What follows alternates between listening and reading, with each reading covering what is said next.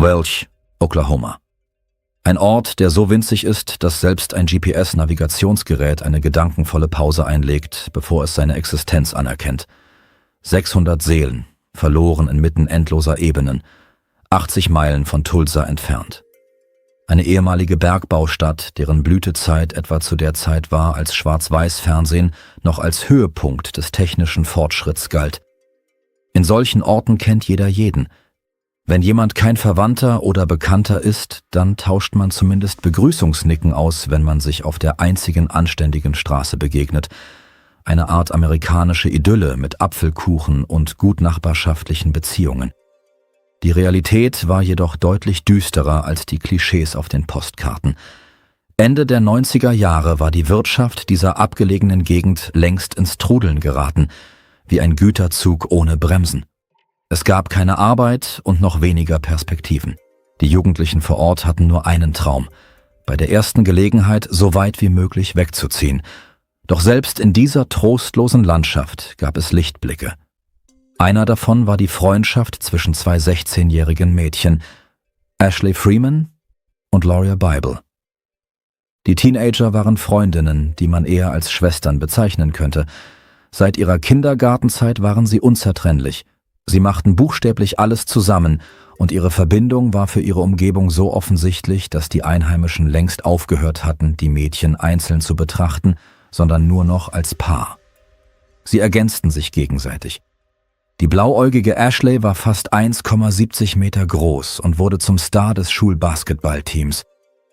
Ihre Freundin mit den kastanienbraunen Locken bevorzugte Cheerleading und unterstützte ihre beste Freundin stets von der Tribüne aus, indem sie mit ihren Pompons in ihrem hellblauen und gelben Outfit winkte. Ihre Interessen stimmten nicht immer perfekt überein, aber das ergänzte nur das Bild, in dem die eine das Feuer und die andere das Wasser war. Wo die erste voranstürmte, sorgte die zweite für eine zuverlässige Rückendeckung. Ein perfektes Tandem, das auf bedingungslosem Vertrauen und Aufrichtigkeit beruhte. Am 29. Dezember 1999 wandte sich Loria mit einer für Teenager üblichen Bitte an ihren Vater Jay. Sie wollte bei ihrer besten Freundin übernachten. Ashleys 16. Geburtstag stand bevor. Und wen sollte man zu einem solchen Ereignis einladen, wenn nicht die Person, die einem am nächsten steht? Die Familie Freeman, Ashley, ihre Mutter Katie und ihr Vater Danny, lebte in einem Wohnmobil etwa 10 Autominuten von der Stadt entfernt. Mitten im Nirgendwo. Das ist noch milde ausgedrückt, was ihre Lage angeht. Es war so abgelegen, dass selbst der legendäre Schneemann sich verirrt hätte und nach dem Weg zur nächsten Tankstelle gefragt hätte. Laurias Vater Jay Bible kannte die Freemans natürlich. In einer Stadt mit 600 Einwohnern wäre es eine statistische Anomalie, jemanden nicht zu kennen.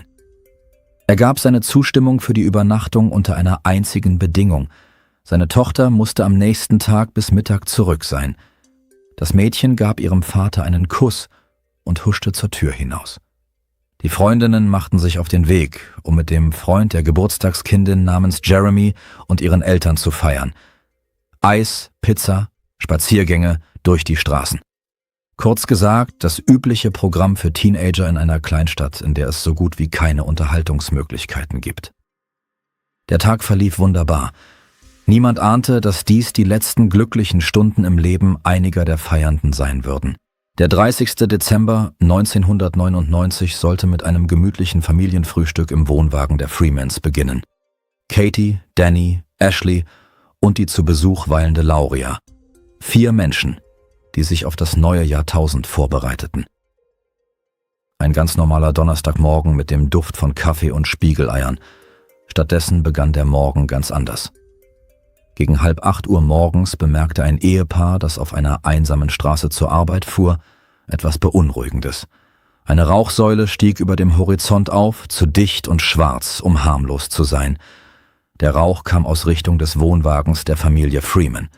Das Ehepaar alarmierte die zuständigen Stellen und die Feuerwehr sowie die Hilfskräfte des örtlichen Sheriffs eilten zum Ort des Geschehens. Was sie dort vorfanden, ließ alle Anwesenden erschauern. Der Wohnwagen brannte wie eine riesige Fackel, aber noch viel schlimmer war etwas anderes. Keiner der Bewohner war draußen zu sehen. Keine verwirrten Hausbesitzer in Pyjamas, keine panischen Teenagermädchen. nur das Knistern der Flammen und dichte Rauchwolken. Laurias Auto stand in der Einfahrt. Das bedeutete, dass sie zum Zeitpunkt des Brandes hier gewesen sein musste. Und dann begann eine Hektik anderer Art. Die Feuerwehrleute, die die verkohlten Überreste des Gebäudes durchsuchten, stießen auf eine Leiche. Sofort wurde ein Gerichtsmediziner hinzugezogen. Sheriff George Vaughn schickte seine Leute ins benachbarte Veneta, wo Laurias Mutter arbeitete. Lauren Bible war Geschäftsführerin eines lokalen Restaurants. Als sie die schreckliche Nachricht vom Verschwinden ihrer Tochter erhielten, eilten Lauren und ihr Ehemann Jay sofort zum Ort der Tragödie. Die folgenden Stunden wurden für die Eltern zu einem Albtraum. Sie standen hinter der Polizeisperre und beobachteten hilflos die Arbeit der Feuerwehrleute und Ermittler, ohne etwas tun zu können, außer zu warten und zu beten. Der Gerichtsmediziner untersuchte kurz die gefundenen Überreste und sah den Zustand der von Trauer überwältigten Bibles. Er teilte ihnen inoffiziell zumindest eine Neuigkeit mit. Es handelte sich definitiv nicht um ihre Tochter. Die Leiche gehörte einer erwachsenen Frau mit einem Ehering am Finger. Eine vollständige Untersuchung bestätigte, dass es sich bei der Toten um Katie Freeman, Ashleys Mutter, handelte. Was bei der detaillierten Untersuchung entdeckt wurde, verwandelte die Tragödie in etwas viel Unheimlicheres. Katie war nicht durch Feuer oder Ersticken ums Leben gekommen. Sie war erschossen worden. Ein Schuss aus einer Schrotflinte in den Hinterkopf, ein Kontrollschuss, wie Profis sagen. Die Leiche der Frau war durch einen absurden Zufall teilweise erhalten geblieben. Als die Wassermatratze des Ehepaares durch das Feuer platzte, überflutete das Wasser ihre Überreste und schützte sie so vor der vollständigen Zerstörung durch die Flammen. Es ergab sich also folgendes Bild. Ein Mordopfer, 3 Vermisste, Danny Freeman, seine Tochter Ashley und die Freundin der Familie, Lauria Bible. Alle 3 waren wie vom Erdboden verschwunden. Der Sheriff des Bezirks Craig und die eintreffenden Agenten des Oklahoma State Bureau of Investigation konzentrierten sich sofort auf den Hauptverdächtigen. Das war der Familienvater Danny Freeman. Die Logik der Ermittler schien auf den ersten Blick einleuchtend. Ein Mann mit dem Ruf, jähzornig zu sein und eine Geschichte häuslicher Konflikte hinter sich zu haben, rastete aus, tötete seine Frau, entführte seine Tochter zusammen mit ihrer Freundin und floh in unbekannte Richtung. Diese Version schien stimmig, bis jemand eine ganz einfache Frage stellte. Womit war der mutmaßliche Flüchtige eigentlich geflohen? Laurias Auto stand in der Einfahrt. Auch die Autos der Freemans waren noch da. Wenn die Vermissten zu Fuß mit 2 Teenagern durch die Wildnis von Oklahoma geflohen wären, wäre das selbst für erfahrene Überlebenskünstler eine epische Reise gewesen. Aber solche Kleinigkeiten störten die Gesetzeshüter nicht. Sie hielten fest an ihrer Theorie fest und begannen, die Umgebung nach dem flüchtigen Mörder zu durchkämmen. Danny Freeman war in der Tat kein Vorbild an Tugendhaftigkeit. Er war in der Gegend als Liebhaber des Anbaus und Verkaufs von illegalen Substanzen bekannt. Eine Beschäftigung, die, gelinde gesagt, nicht ganz legal war. Sein eigener Stiefvater hatte sogar eine einstweilige Verfügung gegen ihn erwirkt. Aber die Realität war viel schrecklicher als die Fantasien der Polizei. Da die tapferen Ordnungshüter zu sehr mit der Jagd nach einem Phantom beschäftigt waren, übernahmen die Angehörigen der Opfer und Freiwillige aus der örtlichen Gemeinde die eigentliche Sucharbeit. Die Familien Bible und Freeman durchkämmten zusammen mit engagierten Nachbarn die Asche in der Hoffnung, wenigstens irgendwelche Hinweise zu finden. Und der Rottweiler der Familie Freeman fand etwas. Der Hund rannte zu einer bestimmten Stelle inmitten der verkohlten Trümmer, legte sich hin und winselte. Jay Bible näherte sich und sah eine zweite Leiche. Der Mann erkannte sofort, wer vor ihm lag.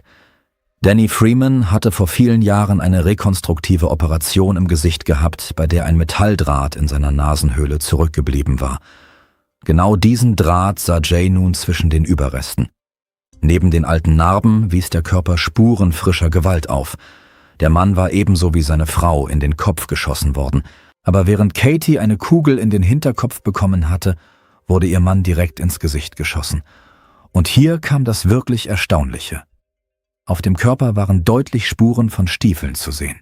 Die Ermittler hatten während der gesamten Untersuchung des Tatorts buchstäblich auf der Leiche herumgetrampelt. Sie lag direkt unter ihren Füßen und sie hatten es geschafft, sie nicht zu bemerken. Genau so brach die erste Theorie der Ermittler zusammen. Der Hauptverdächtige war ebenso ein Opfer wie seine Frau. Jemand hatte beide Ehepartner kaltblütig umgebracht, ihr Haus in Brand gesteckt und war mit den beiden Teenager-Mädchen verschwunden. Nach einem so grandiosen Fehlschlag mit der ersten Version hätten die Ermittler eigentlich ihre Wachsamkeit verdoppeln und richtig mit der Arbeit beginnen müssen, Alarmstufe Amber ausrufen, jeden Quadratmeter der Umgebung durchkämmen und alle Bewohner im Umkreis von 100 Meilen befragen. Stattdessen geschah jedoch etwas Erstaunliches. Die Polizei und die Ermittler des FBI verließen erneut den Tatort und ließen Familien und Freiwillige auf der Suche nach Hinweisen durch die Asche streifen. Als wäre es nicht der Tatort mit 2 vermissten Teenagern, sondern ein Wochenendflohmarkt. Und dann stellten die Ordnungskräfte eine neue geniale Hypothese auf. Da Danny kein Verbrecher ist, müssen Ashley und Lauria selbst die Täterinnen sein. 2 16-jährige Mädchen haben Erwachsene mit einer Schrotflinte getötet, den Wohnwagen in Brand gesteckt und sind geflohen. Diese Version war ungefähr so logisch wie der Versuch, die globale Erwärmung mit der Aktivität von Außerirdischen zu erklären. Das störte die Polizei jedoch nicht im geringsten. Sie erfanden Theorien aus dem Stegreif, als würden sie improvisieren. Laurias Handtasche wurde am Brandort gefunden, mit $200 Bargeld und ihrem Ausweis darin. Flüchtige lassen normalerweise kein Geld und keine Dokumente zurück. Ashleys Sparbüchse, in der das Mädchen für ein Auto gespart hatte, war jedoch leer. Ihre persönlichen Gegenstände waren zusammen mit ihr verschwunden. Das Bild deutete eindeutig auf eine Entführung hin, nicht auf eine Flucht, aber die Polizei beharrte stur auf ihrer Linie. Nachdem sie sich von der völligen Inkompetenz der offiziellen Ermittlungen überzeugt hatten, nahmen die Eltern die Ermittlungen selbst in die Hand. Die Familie Bible verwandelte sich von trauernden Angehörigen in selbsternannte Ermittler. Lauren rief bei einem lokalen Radiosender an und bat um Hilfe. Die Resonanz übertraf alle Erwartungen. Hunderte von Freiwilligen meldeten sich, um bei der Suche zu helfen. Sie organisierten ihr eigenes Suchraster auf dem großen Grundstück der Freemans, arbeiteten bei frostigem Wetter und markierten potenziell wichtige Funde, um sie den Behörden zu übergeben. Leider wurden die Mädchen trotz aller Bemühungen der Enthusiasten nie gefunden. Die Freundinnen schienen sich in der kalten Dezemberluft aufgelöst zu haben. Das Ermittlungsbüro machte sich nicht einmal die Mühe, Lauria und Ashley offiziell als vermisst zu melden. Auch diese Formalität musste die Familie erledigen. Lauren hängte Plakate auf, engagierte Privatdetektive, organisierte zusätzliche Suchaktionen und sammelte Hinweise. Kurz gesagt, sie nahm alles auf sich. Es ist erwähnenswert, dass die Familie Freeman Verdächtige hatte, und zwar sehr überraschende. Die Verwandten des verstorbenen Ehepaars waren überzeugt, dass Sheriff Craig und seine Untergebenen hinter der Tragödie steckten. Und für solche Verdächtigungen gab es gute Gründe. Im Januar desselben Jahres 1999, nur 11 Monate vor dem Brand, wurde der Sohn des ermordeten Ehepaars, Shane Freeman, von Sheriff Deputy David Hayes erschossen, genau dem Mann, der nun an den Ermittlungen zum Tod seiner Eltern beteiligt war. Die offizielle Version lautete, dass der Hilfs-Sheriff in Notwehr gehandelt habe. Shane habe angeblich eine Waffe gezogen und der Beamte habe zuerst schießen müssen. Die Familie Freeman bestritt diese Version vehement. Ihrer Aussage nach hatte ihr Sohn überhaupt keine Waffe bei sich. Aber das Wort eines lebenden Polizisten gegen das Wort eines toten Jungen mit angeschlagenem Ruf wog schwerer, und der Ausgang dieses Konflikts war von vornherein entschieden. Der Junge galt in der Stadt tatsächlich als Störenfried. Wenn etwas verschwand, wurde er als erster verdächtigt. An diesem schicksalhaften Tag hatte er einen Lastwagen gestohlen und der Hilfs-Sheriff hatte ihn eingeholt. Und dann geschah, was geschah. Plakate mit der Aufschrift »Gerechtigkeit für Shane« wurden zu einem vertrauten Element des Stadtbildes von Welch. Und Danny Freeman sprach offen von polizeilicher Verfolgung. Seinen Worten zufolge wurden Ashley und ihr Freund ständig ohne Grund von den Ordnungskräften angehalten. Er drohte sogar, eine Klage gegen die Sheriff-Behörde einzureichen. Kurz vor seinem Tod soll Danny einem Freund gestanden haben, dass, wenn ihm etwas zustoßen sollte, die Sheriff-Behörde dahinter stecken würde. Die Hilfs-Sheriffs behaupteten natürlich das Gegenteil. Sie behaupteten, dass Freeman sie verfolgt habe und nicht umgekehrt. Die Theorie über die Beteiligung der Polizei war ernst genug, um potenziell interessierte Beamte von den Ermittlungen auszuschließen und sie einem Lügendetektortest zu unterziehen. Alle bestanden den Test, der ihre Unschuld an dem Vorfall bewies. Die folgenden Jahre verwandelten sich in eine düstere Farce mit echten Serienmördern, von denen jeder nacheinander die Rolle des Hauptverdächtigen übernahm. Der erste Kandidat war ein gewisser Stephen Tucker, eine Person, die im selben Jahr 1999 eine kurze Mordserie in Oklahoma verübte. Er wurde Anfang Januar 2000 in Tennessee gefasst. Die Ermittler klammerten sich an diesen Strohhalm mit der Begeisterung eines Ertrinkenden, der sich an einen Strohhalm klammert. Sie wollten den Verdächtigen für diesen Fall verantwortlich machen, allerdings fanden sie keine stichhaltigen Beweise für die Beteiligung des Mannes an dem Mord an dem Ehepaar. Tucker wurde schließlich 2013 für Verbrechen hingerichtet, die er tatsächlich begangen hatte. Mit dem untersuchten Fall hatte er jedoch nichts zu tun. Dann trat eine noch schillerndere Persönlichkeit auf den Plan, Tommy Lynn Sells, bekannt als der Eisenbahnmörder. Dieser Mann reiste von Mitte der 70er bis Ende der 90er Jahre durch Amerika und hinterließ eine lange, blutige Spur. Sells schrieb selbst an eine Zeitung und übernahm die Verantwortung für den Mord an den Freemans und die Entführung der Mädchen. Er teilte sogar Details mit, die er nach Ansicht der Ermittler als Außenstehender nicht wissen konnte. Er erklärte sich bereit, den Ort der Leichenbestattung zu zeigen. Die Ermittler begaben sich mit ihm zu dem angegebenen Straßenrand in Oklahoma, durchkämmten das Gebiet und fanden absolut nichts. Es stellte sich heraus, dass der Mann einfach gelogen hatte, um im Gefängnis besseres Essen zu bekommen. Wer hätte gedacht, dass auch Serienverbrecher lügen können? Alle sogenannten geheimen Details hatte er aus Zeitungsartikeln und seiner eigenen reichen Erfahrung mit ähnlichen Verbrechen geschöpft. Im Jahr 2005 meldete sich ein dritter Anwärter, und zwar Jeremy Jones, der wegen Vergewaltigung und Mord an einer 44-jährigen Frau in Alabama und anschließender Brandstiftung am Tatort inhaftiert war. Der Mann gestand die schrecklichen Taten gegen die Freemans wegen Drogenschulden und die Entführung der Mädchen, deren Leichen er angeblich in Garland, Kansas, entsorgt hatte. Die Version klang plausibel, bis sich herausstellte, dass Jones in der Nacht des Verbrechens wegen Trunkenheit in der Öffentlichkeit und Besitzes von Drogenutensilien verhaftet worden war.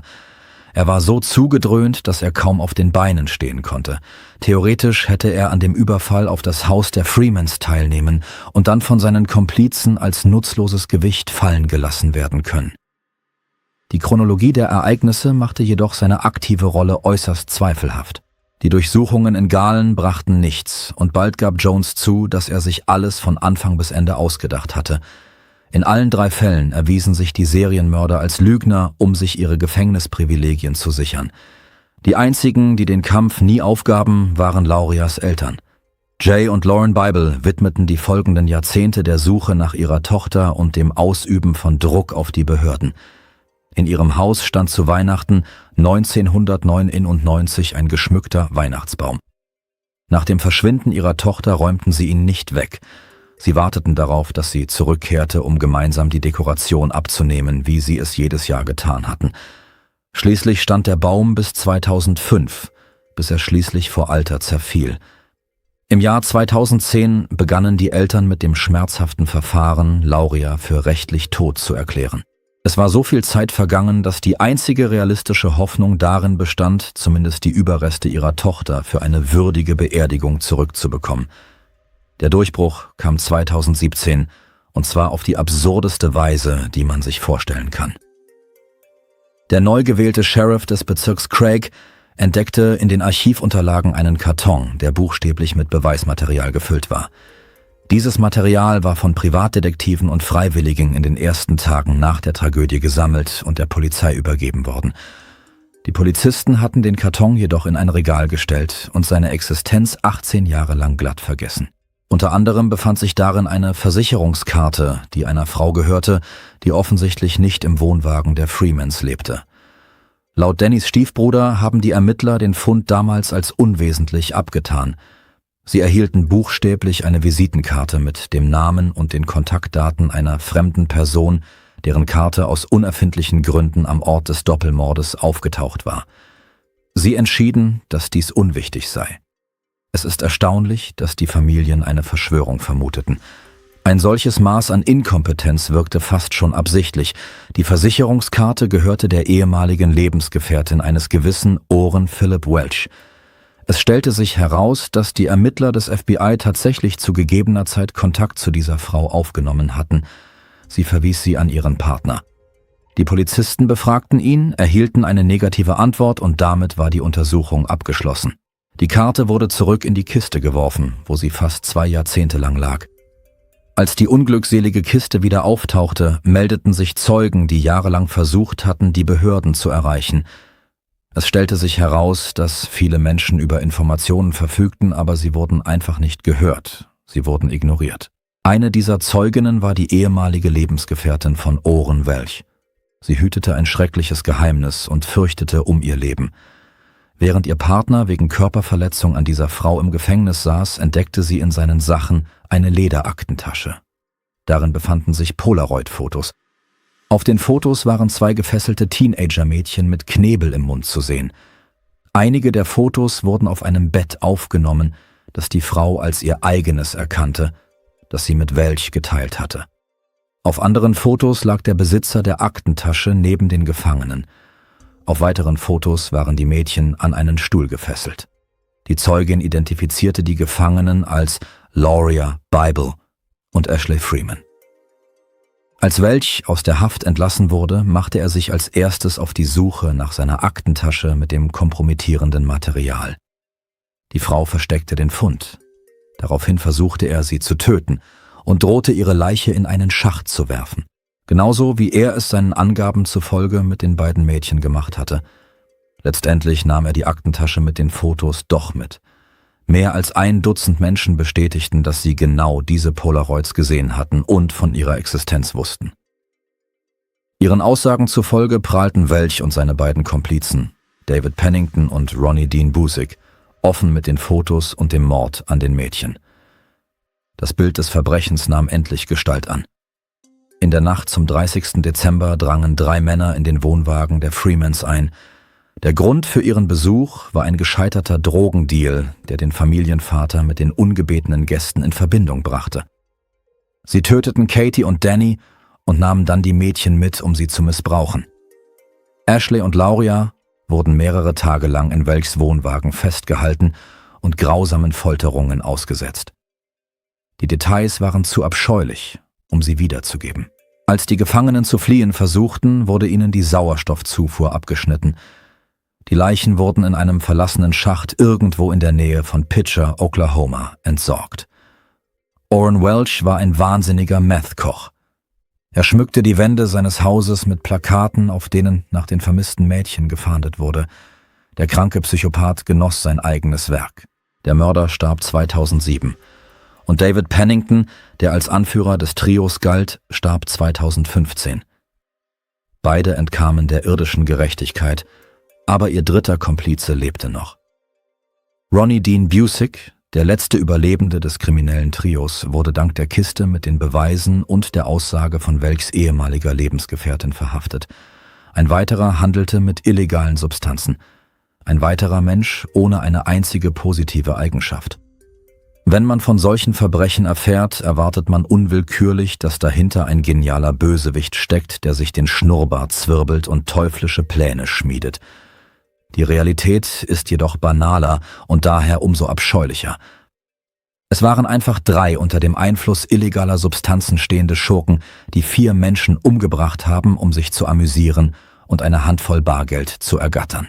Im Juli 2020 bekannte sich Busick schuldig und wurde als Mittäter beim Mord an Danny und Katie Freeman, bei der Brandstiftung und Entführung mit anschließender Ermordung von Lauria Bible und Ashley Freeman verurteilt. Da die beiden Haupttäter bereits tot waren, konnte Busicks persönliche Beteiligung nicht nachgewiesen werden und er erhielt nur 15 Jahre mit der Möglichkeit einer Freilassung nach 10 Jahren. Die Leichen der ermordeten Freundinnen wurden nie gefunden. Der Schacht, in den sie angeblich geworfen worden waren, wurde mehrfach erfolglos untersucht. David Pennington hatte einen Keller, zu dem er Außenstehenden den Zutritt strengstens untersagte. Dieser wurde durchsucht, aber es wurde nichts gefunden. Dutzende von Suchaktionen an verschiedenen Orten wurden durchgeführt, aber überall war nichts zu finden. Möglicherweise kennt selbst der einzige noch lebende Täter den genauen Aufenthaltsort der Überreste nicht. Wahrscheinlich wussten nur Welch und Pennington Bescheid und nahmen das Geheimnis mit ins Grab. Die Wahrheit liegt weiterhin irgendwo in diesem unwirtlichen Boden von Oklahoma begraben, zusammen mit den Überresten zweier Mädchen, die einfach nur Silvester feiern wollten.